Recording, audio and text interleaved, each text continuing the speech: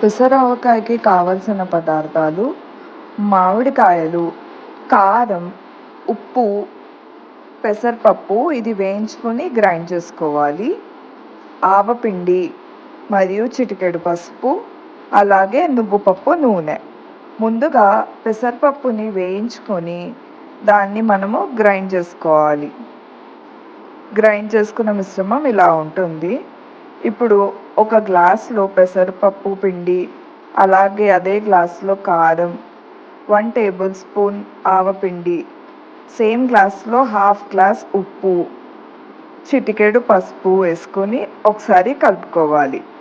ఇలా కలుపుకున్న మిశ్రమంలోకి కొద్దిగా నూనె వేసుకొని మళ్ళీ కలుపుకోవాలి.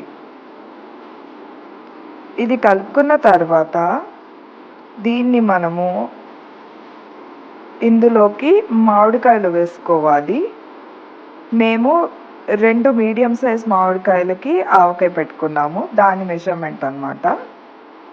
తర్వాత మళ్ళీ నూనె యాడ్ చేసుకొని కలుపుకొని దాన్ని మనము ప్లాస్టిక్ కంటైనర్లోకి తీసుకోవాలి. స్టీల్లో పెడితే చిల్లు పడిపోతుంది కాబట్టి ఇలా ప్లాస్టిక్లో పెట్టుకోవాలి.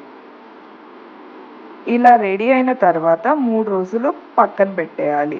ఇప్పుడు 3 రోజులు అయిన తర్వాత ఇలా ఆయిల్ పైకి తేలుతుంది.